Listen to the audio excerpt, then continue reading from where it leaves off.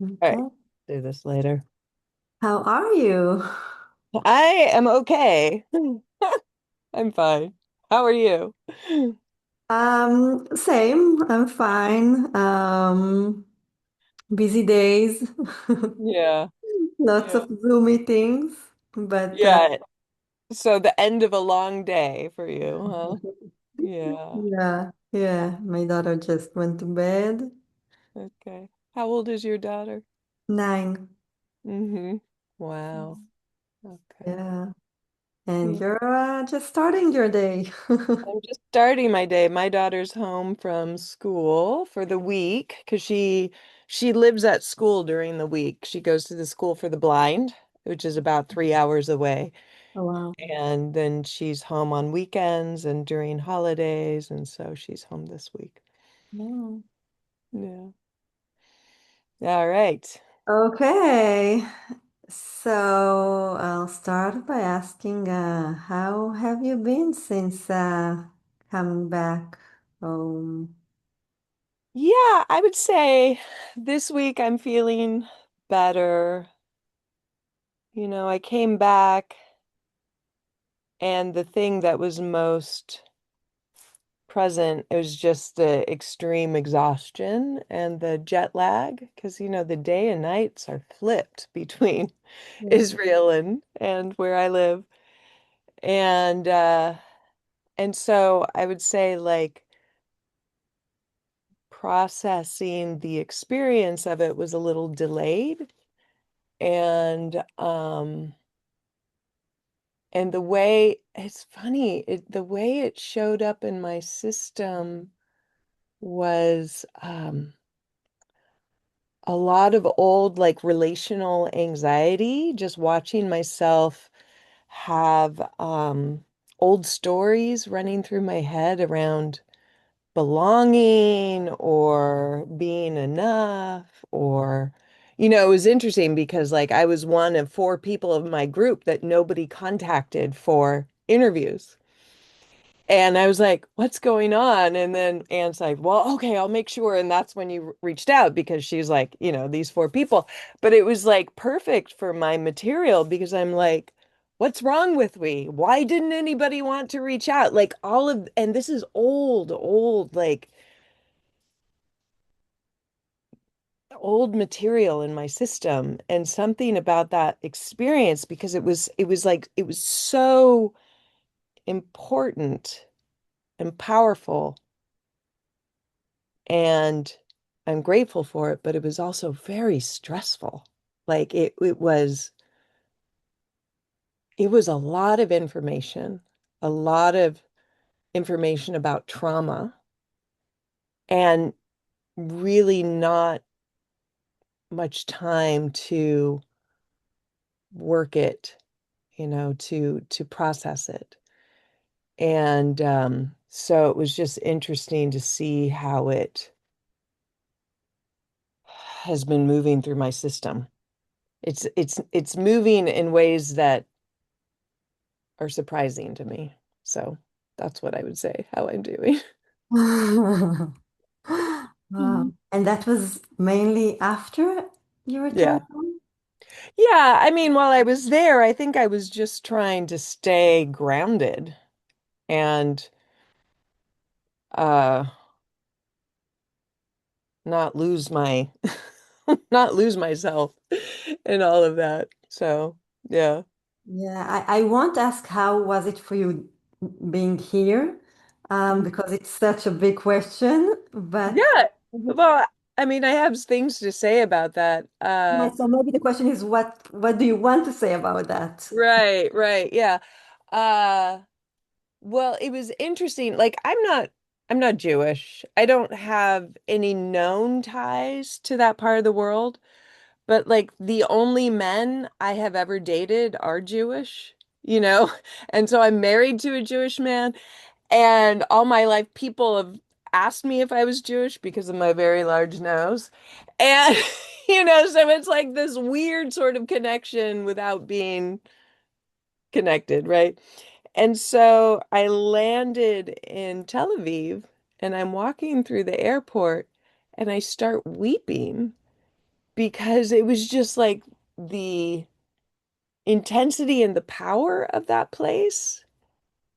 It was palpable. I could feel it. And so that was surprising to me. And I had a similar experience at the Western Wall, like going and putting my hands on that wall.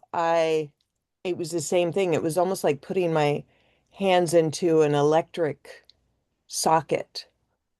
And it was just like an electrified surface filled with grief and pain and longing, and just like again, I started weeping.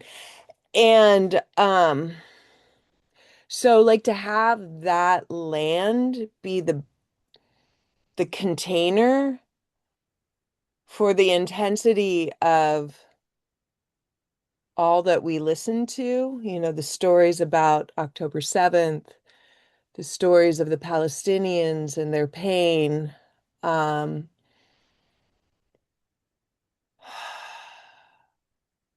it again, it felt very important and it was a lot. Like I am so grateful for the experience and I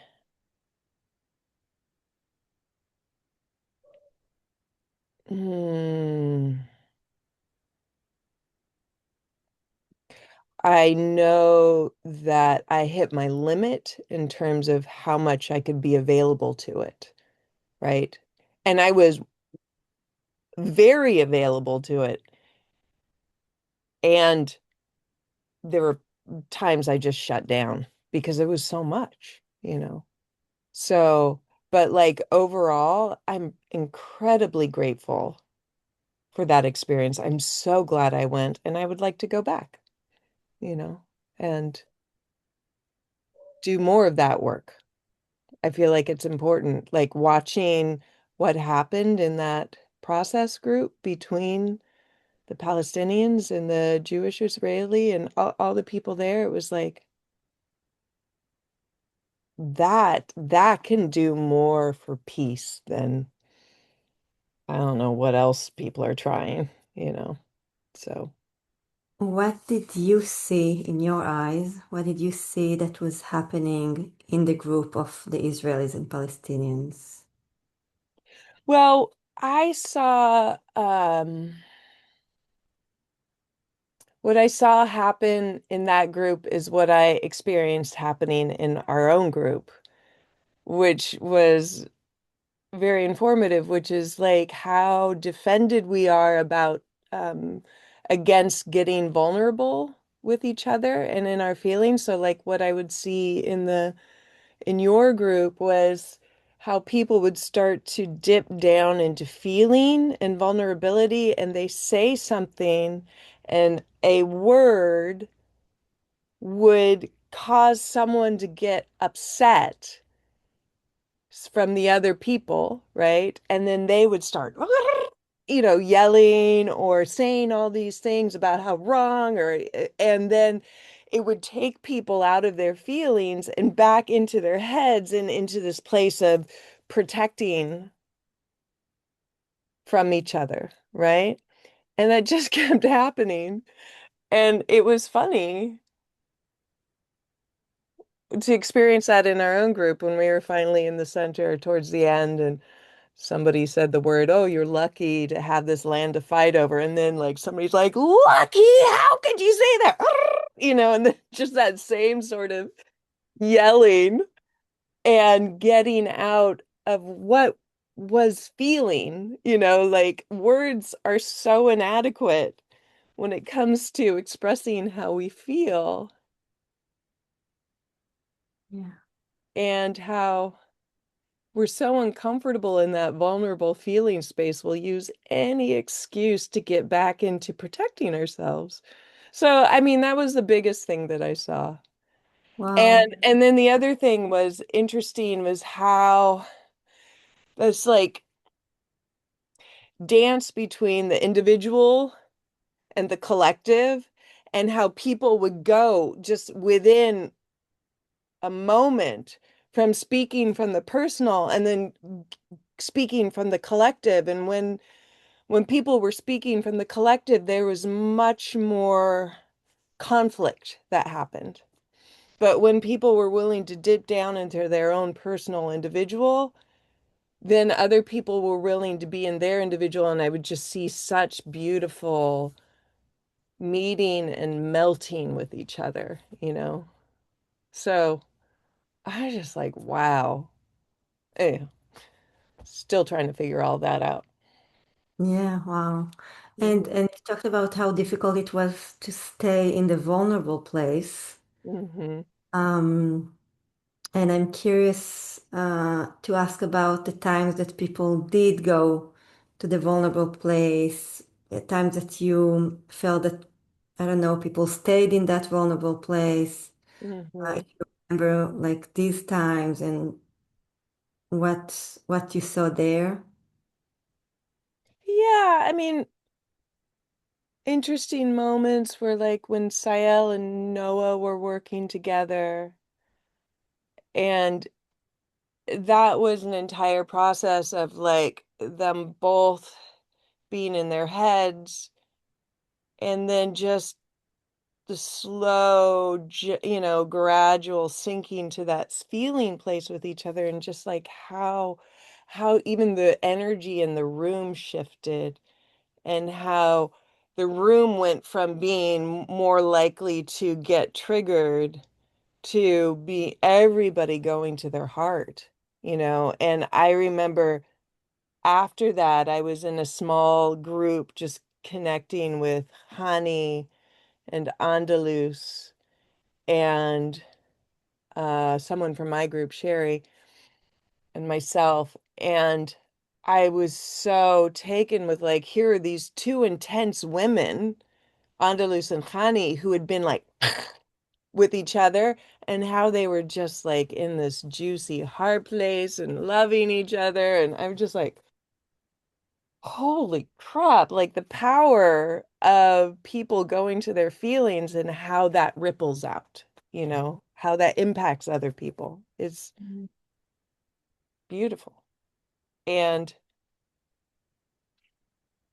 like even that conversation that Hen started around like, I don't think what's going on in Gaza is genocide, right?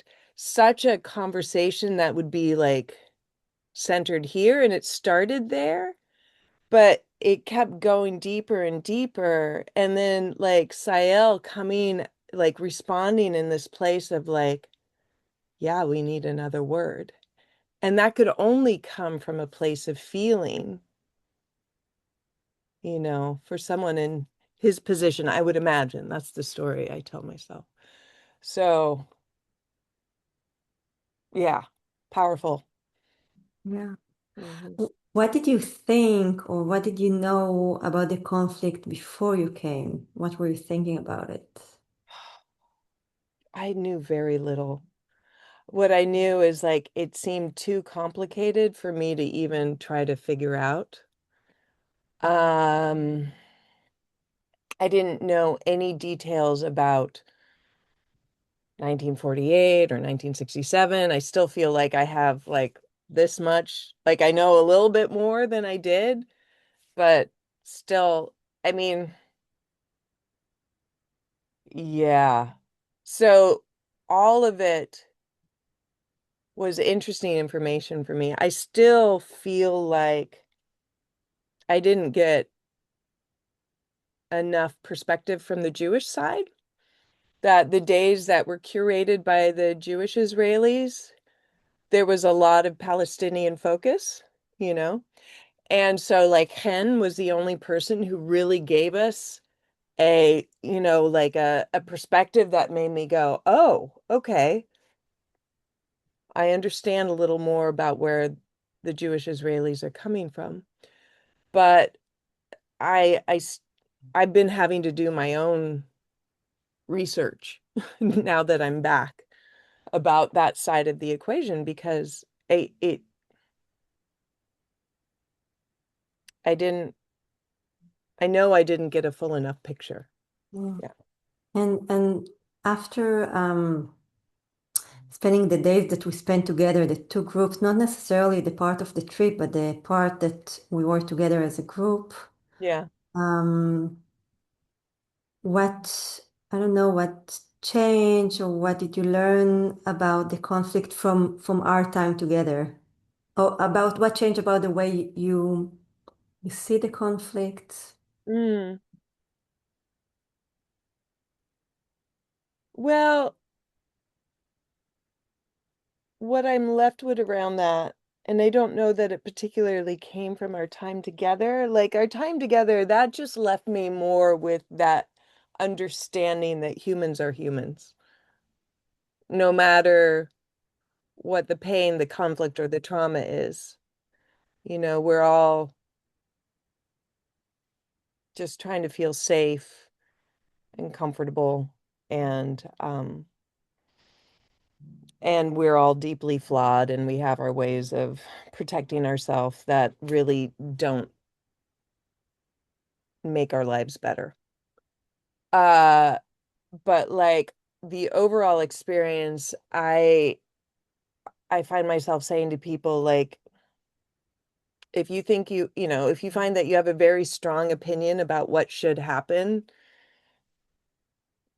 understand that you're probably incorrect. Like it's not a simple fix. Like if you think it's just free Palestine, or if you think it's just, Jewish Israelis should be able to control the area, like it's not that simple. Like it like gives some grace to that part of the world. Send good energy as opposed to your judgment.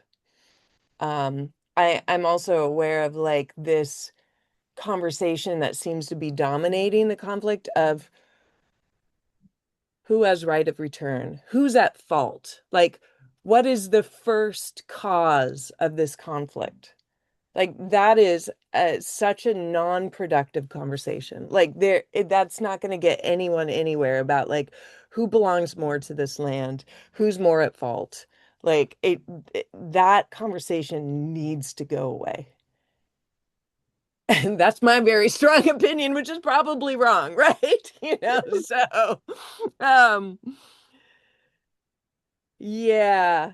I mean, I do this work with couples, right? There's it's sort of like radical aliveness of couples work. And like this concept of like get away from first cause, who's to blame for the current dynamic, like that just doesn't go anywhere. So like I'm kind of curious what would happen with the conflict if that was just like, okay, we're just gonna stop hammering away at this and see what could be the solution now. It's actually so interesting to compare the conflict to work with couples. Totally. I mean, you guys are in deep relationship with each other, right?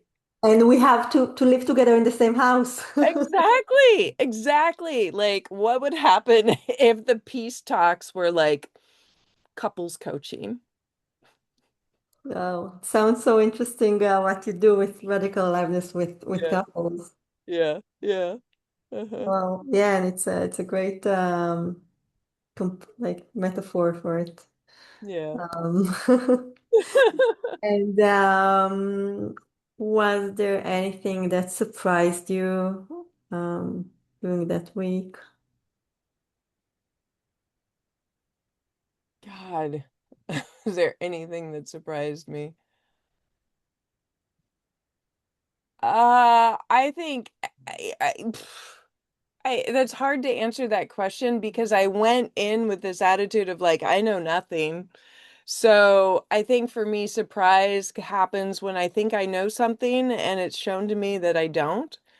So, I mean, everything was just unknown and like information. So I guess like surprising would be the amount of energy I felt in the Jewish locations and I was raised Christian. I don't currently identify as it, but like the sacred Christian spots, I didn't feel the same level of energy.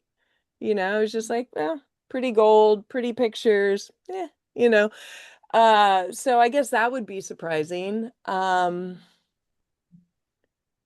Maybe surprising was how many times I had to stop and say, I've been feeling really safe. Is this a problem? Do I need to feel more concern about for my safety? Right? Because all of the I mean, I can't tell you how many people like that I've seen since I come home and they give me a hug and they're like, I'm so glad you made it back. Like everybody was like worried that I wouldn't like I would be killed over there, right? And so yeah, the narrative over here is how dangerous it is over there. Not that it isn't, but like, you know, there is a disconnect between like what's actually happening Mm. But you and felt this. You yeah, I felt felt yeah. I mean, I think there was one time. I mean, the first night in the West Bank where we were staying at that like hotel, I didn't sleep well, so I got up in the middle of the night and I was out there. I smoke a pipe. And so I was out in the courtyard and I'm hearing gunfire and I'm hearing the call to prayer and then gunfire and call to prayer. And I'm like, I was scared. Right? Like I was like, where am I? Am I safe? And I'm crying and I'm smoking my pipe. So that was the only time that I didn't feel very safe. And I talked to Sylvia the next morning. She was like, ah, it was probably a wedding, you know. So Middle East style. yeah, exactly. It's so interesting, yeah. Yeah. This feeling of safety, like within this like Hmm. conflict. Yeah, Uh, I mean, because I we were just driving around and we're seeing all this stuff, and we're going into the West Bank, and we go to, what is it, Mosafar, where that one village we went to, I can't remember what it's called, Mosafar Ata or something like that, and yeah, felt fine, you know. So yeah, like our the mhm. concept that we have like before we get to a place and what we see when we get Yeah, there. yeah. And what are the meaningful things that you take from that experience? Yeah, I was really um taken by how fearless people were about going into conflict with each other in the group. And, Anne said, oh, well, they've been together for 3 years. I've been in groups that have been together a long time, and it's not the same level of intensity. Yeah. And so there was something very interesting about watching the intensity of the conflict with each other, like, just the anger, even the hatred that would show up. And then the counterbalance of the intensity of the love, like just, I spoke to it, like how much affection there is and physical touch and tenderness with each other at a level that I just don't see here or experience here. So that's, I attribute that to a cultural difference. And it makes me aware of how I would say dry my part of the United States is in terms of like relational dynamics, a little bit like a desert here in Seattle where it's lush and wet. And, being there in an actual desert, how rich and alive and juicy the inner relational dynamics were. So that was something I took with me. And I also took like this understanding that like anything's possible if people are willing to explore their edges and their vulnerability and take risks, just seeing the potency of this work. And I came back and a week later I had the first session of the group that I'm running. I run one that goes from November to June, and each year it's a new cohort. So this is a new cohort. And there are people that have been in my group before. So some seasoned people, some beginners. And yeah, and it reinvigorated me. Like I like feel like I'm going to challenge people more to step up, take risks, and lean in, you know. Mm. So yeah. Do you feel it changed the way you see or experience conflict? Yeah, I think what I was aware of is like here we take it so personally. And what would happen if we accepted that this is like a natural part of humanity and that conflict actually has the potential for deepening our intimacy? I mean, and that's another thing that I've learned in the couples work, that couples who avoid conflict actually have limited intimacy with each other. But the couples who know how to go into conflict and do it in a way that is doesn't cause harm. Like there's a way to do conflict that's not harmful, right? Um, that actually has a lot of potential for making the relationship more juicy and alive. So, yeah. Yeah, this comparison is so also when you talked about like how you felt the hatred and anger and also the love and tenderness Yeah. can relate so much to couples. Yeah. Yeah, exactly. Exactly, because like couples hate each other at times. Even friends do. Like you get to get you're with each other long enough, you're just like, you drive me nuts. And if we're not willing to even acknowledge that in our system and own it, then it just becomes this energy that pushes the other person away. Whereas if we just own it and let it move in a way that's, responsible, then we can be with that person more deeply. Yeah. Yeah. Um, Yeah. yeah, I feel like asking like like I want to hear more about like what you feel you learned or took from it because I feel you have I feel so rich and I want to ask like what else what's more. Yeah. Gosh, I don't know. And I'm also looking at the clock and I'm gonna have Yeah. to get off in like 2 minutes. What else? Oh,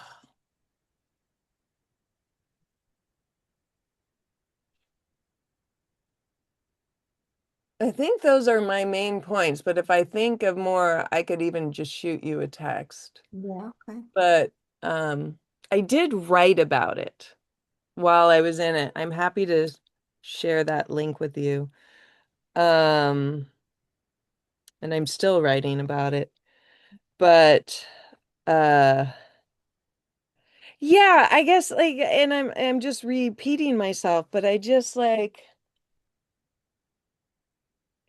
having that experience just really anchors this understanding that we are all human and no matter what the trauma we experience, we still can meet each other and connect with each other and relate with each other.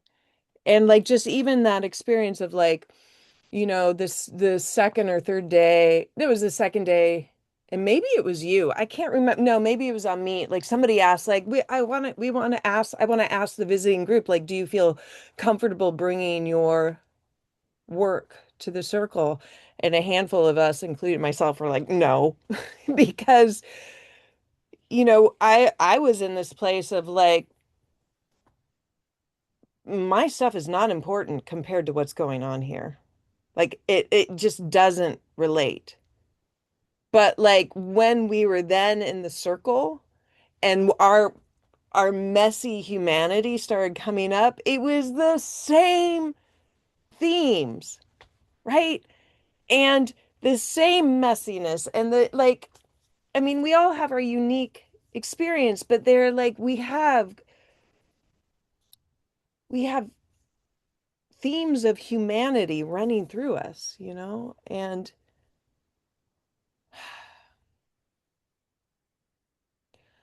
I mean, I see in my own country how like our focus on our differences